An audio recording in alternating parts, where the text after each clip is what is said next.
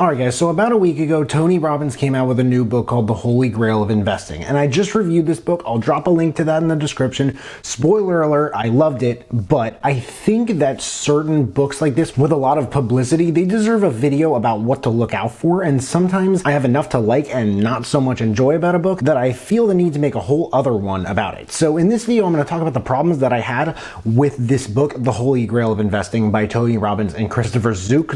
I still don't know which is what. Just a little overview of what you'll see in the description. There are affiliate links, and if you buy anything through those links, like maybe this book, then I get commission, which helps me build this channel and keep making these videos. You can also find this book and many others on my Amazon storefront, but any books that I mentioned in this video, chances are I have reviewed them, and if I have, I'll drop a link to those in the description too. So affiliate links, Amazon storefront, and other reviews. Welcome back to my channel. My name is Sam, and I want to make self-growth normal, because people shouldn't have to look this information up. It should just be mainstream knowledge. If you agree, then please make sure to smash that like button. So there are three problems I have with this book.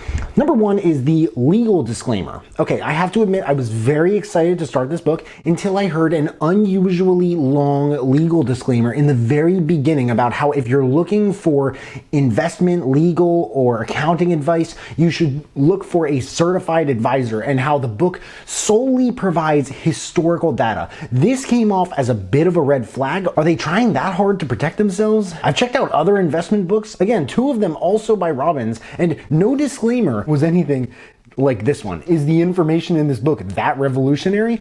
I don't know. It just rubbed me the wrong way. The whole thing, imagine someone talking for this long about a legal disclaimer.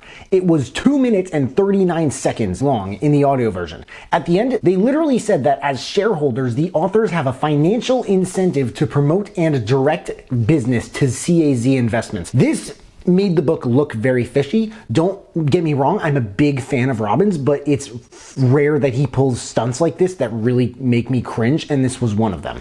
There are smaller disclaimers, much smaller disclaimers throughout the book where you have these tiny self-promotions. Thankfully, but surprisingly, they are far too scarce to even touch this list. Problem number two is narration. This one is only applicable to the audio version, but Tony Robbins has a habit of now narrating the first and last chapters of his books, and the remainder, for the most part, is done by a guy named Jeremy Bobb.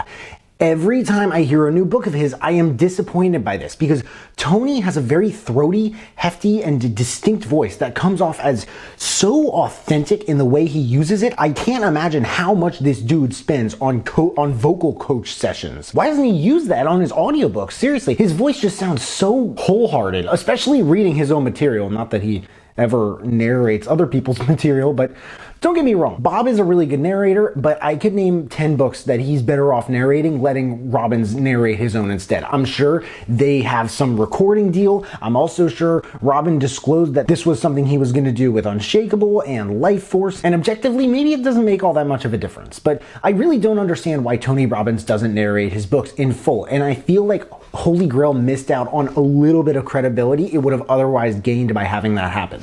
It may sound like a small thing to have a problem with, but big fans of his and people who listen to a lot of audiobooks, I'm sure, would take note of it, especially hearing him narrate just the first and last chapter. Like, what is that? And lastly, this is the biggest one. What is the objective of this book? I think this is a big enough problem that it leaves me scratching my head a little. I noticed another video out there explaining that this book is really just a sales pitch for CAZ investments. I don't really fully agree or disagree, but I don't think it was totally clear what the main objective was of Holy Grail. I mean, the second half of the book, at least, is really mainly just interviews with billionaire investors. There's no like crazy advertising or anything like that. But the author still kept coming back in almost every chapter to what Ray Dalio, a legendary investor and a close friend of Robbins, like every legendary investor, said about what he called the Holy Grail of Investing, where you have 8 to 12 different uncorrelated investments that provide an 80% decrease in downside, which protects you from whatever seems to happen in virtually any market. So is this book a sales pitch? And if so, how? I don't really even know if this answers the question, but in the book, he praises, like nothing else, private equity investments. And if you look it up, most private equity firms require you to be an accredited investor in order to participate in their money-making shenanigans. Now, the donkey I want to pin the tail on here is the two words accredited investor. What is an accredited investor? Let's just say this. It sounds like it could just be anyone with good credit, maybe, right? According to the SEC, there are a few things that qualify someone as an accredited investor. Biggest filter of them all is the financial requirements. You must have a net worth of over $1 million. All right, that's not too bad for too many people, right? A lot of people out there got some pretty fancy houses. According to Baby Steps Millionaires by Dave Ramsey, many millionaires in the US, the biggest percentage of their net worth is a fully paid off house. Until you see this, excluding primary residence, individually or with spouse or partner. Talk about a kick in the pants. Income over $200,000 individually or $300,000 with a spouse or partner in each of the prior 2 years, and reasonably expects the same for the current year.